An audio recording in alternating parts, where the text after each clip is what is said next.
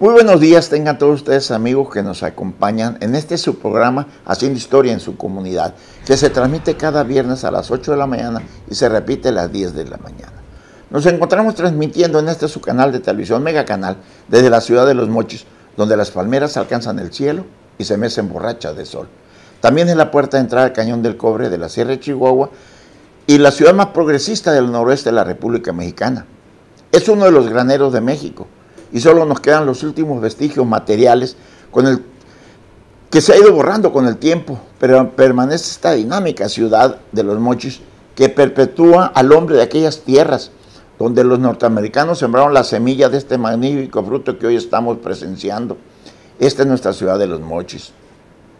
Un saludo a todos mis amigos de los municipios de Ahome, El Fuerte, Choix, Guasave, Sinaloa, Mongostura, Salvador Alvarado, Mocorito, que nos ven por este canal y que nos ven también en este programa, así como los que alcanzan a estar en mi Face. Muchísimas gracias a todos ustedes por estarnos viendo. Hoy continuamos con el tema segunda parte del encuentro de cronistas en el pueblo señorial de Concordia. Continuamos con el tercer participante, nuestro amigo Joaquín López Hernández, cronista de Teacapán, con el tema Problemas internacionales con la invasión francesa y el 150 aniversario de la muerte del emperador Maximiliano de Hamburgo. Napoleón III, sobrino del legendario Napoleón Bonaparte, necesitaba los recursos para poder explotar en México, para financiar su imperio europeo. Napoleón III creó una coalición con España y Gran Bretaña en un momento en que los Estados Unidos estaban involucrados en una guerra civil a gran escala, guerra de secesión norteamericana. Durante la segunda intervención francesa en México, los Estados Unidos protestaron, pero no podían intervenir directamente hasta el fin de la Guerra Civil Norteamericana en 1865, llamado también Guerra de Secesión. Los tres imperios europeos firmaron el Tratado de Londres el 31 de octubre para unir sus esfuerzos para recibir los pagos adeudados por México. El 8 de diciembre, la flota española y sus tropas estacionadas en Cuba arribaron al principal puerto del Golfo de México, Veracruz. Sin embargo, cuando los británicos y los españoles descubrieron que los franceses planeaban invadir México, se retiraron de esta empresa. Los Estados Unidos y su ayuda al gobierno de Benito Juárez contra los franceses. El presidente estadounidense Abraham Lincoln había apoyado a los republicanos en Ciudad Juárez, pero fue incapaz de intervenir debido a la Guerra Civil Americana. Inmediatamente después de la final de la guerra en 1865, Estados Unidos pudo intervenir. El general del ejército Philip Sheridan, bajo la supervisión del presidente Andrew Johnson y el general Ulysses Grant, reunió 50,000 soldados y los envió a la frontera entre México y los Estados Unidos. Allí su cuerpo corrió patrullas para amenazar visiblemente la intervención contra los franceses y también suministró armas a las fuerzas del republicano Benito Juárez. El Congreso de Estados Unidos había aprobado por unanimidad una resolución en lo que se opuso al establecimiento de la monarquía en México, el 4 de abril de 1864. El 12 de febrero de 1866, los Estados Unidos exigió la retirada de las fuerzas francesas de México y trasladó las posiciones de los soldados a lo largo del Río Grande y estableció un bloqueo naval para impedir el aterrizaje de los refuerzos franceses. Los Estados Unidos protestaron oficialmente al Reino de Austria sobre los voluntarios austriacos en México el 6 de mayo. Continuamos después con el cuarto participante, don Félix Brito Rodríguez, historiador de la UAS, con el tema La intervención francesa luctuosa de México y la lucha en el sur del estado de Sinaloa. Batallas de la Cordillera en Mazatlán sobre las batallas que tuvieron lugar en la bahía de Puerto Viejo, en Mazatlán, Sinaloa, durante la segunda intervención francesa. La Cordillera era una corbata de 22 cañones que había sido botada en 1850 y que fue retirada del servicio en 1876. En mayo de 1862, la corbata francesa Bayonaisi llegó a Mazatlán y pocos días después inició el bloqueo del puerto, el cual duró hasta el 18 de junio.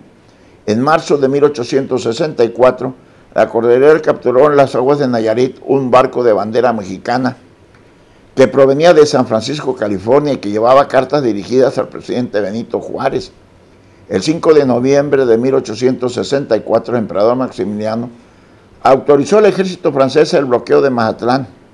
Sin embargo, el día 24 de marzo de ese mismo año, la Cordillera llegó a Mazatlán y ancló al poniente de la isla de Venado. El día 26, un bote de reconocimiento bajó del buque francés, pero al acercarse aproximadamente 400 metros de tierra, fue descubierto por soldados mexicanos quienes lo atacaron con un solo cañón ligero.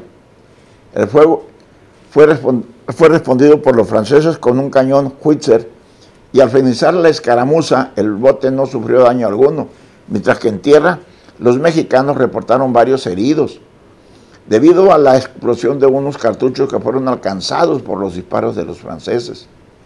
Desde la cercanía de la isla de Venado, la Cordillera desplegó 14 lanchas de desembarco en tierras. Ya lo esperaba el ejército mexicano al mando del coronel Gaspar Sánchez Ochoa y del capitán Marcial Benítez.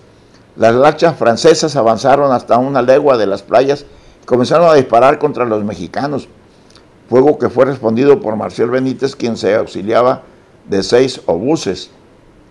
Entonces, 11 de las luchas invasoras recibieron orden de dirigirse hacia la playa, donde lograron desembarcar a sus hombres.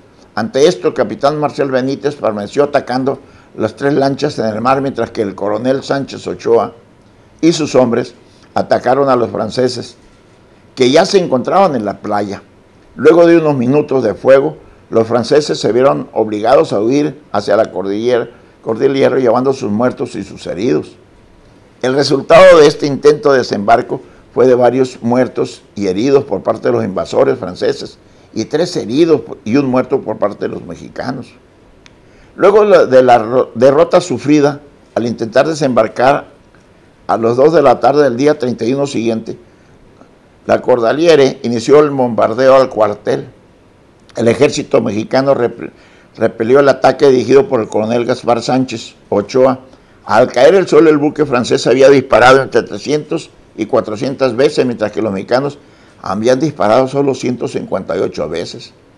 Al término de este combate, los mexicanos tuvieron varios heridos, mientras que la Cordillera recibió 5 balas de cañón en el casco.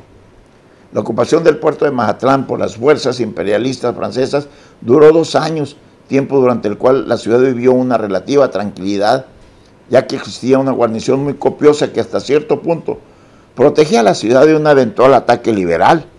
Los grandes comerciantes europeos se mostraban satisfechos y hasta cierto punto amparados para realizar actividades no del todo muy ilícitas.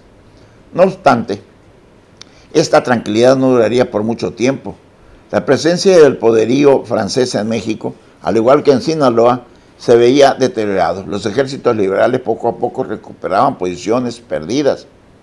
En Sinaloa, la célebre batalla de San Pedro el 22 de diciembre de 1864, que evitó la caída de la ciudad de Culiacán, y en la que las fuerzas imperialistas, bajo el mando del comandante Gaciele, capitán del famoso barco de Lucifer, vergonzosamente clavaron sus rifles y espaldas sobre la arena del río Culiacán en señal de rendición, así como el recordado combate de verano del 11 de enero de 1865, que se consideraba por los historiadores como la derrota más vergonzosa, infligida y orgulloso del ejército imperialista en el oeste de México, y a la que los selectos cuerpos militares, cazadores de Vincennes y los despiadados chacales angelinos cazadores de África del ejército del sanguinario del general Castañeda, fueron apabullados por las fuerzas liberales mexicanas, al grado de que uno de los mejores amigos del emperador francés Napoleón III, el conde Montelón, fue muerto por una ráfaga de balas mexicanas. Todo esto y muchos otros eventos de guerra a lo largo y ancho del país, aunado a la presión ejercida por el general Andrew Johnson, presidente de los Estados Unidos, que amenazó con mandar copiosas fuerzas militares americanas para hacer respetar a la doctrina Monroe, fueron motivos determinantes para que Napoleón III ordenara el retiro de las fuerzas francesas y con ello poner punto final a su aventura colonialista en México, dejando abandonado a su suerte al soñador emperador Maximiliano de Austria. Ante todas estas circunstancias, y con la presión constante de las fuerzas militares de los generales Ramón Corona, Antonio Rosales y Domingo Rubí, que se encontraban a punto de lanzar su ataque final al puerto de Mazatlán.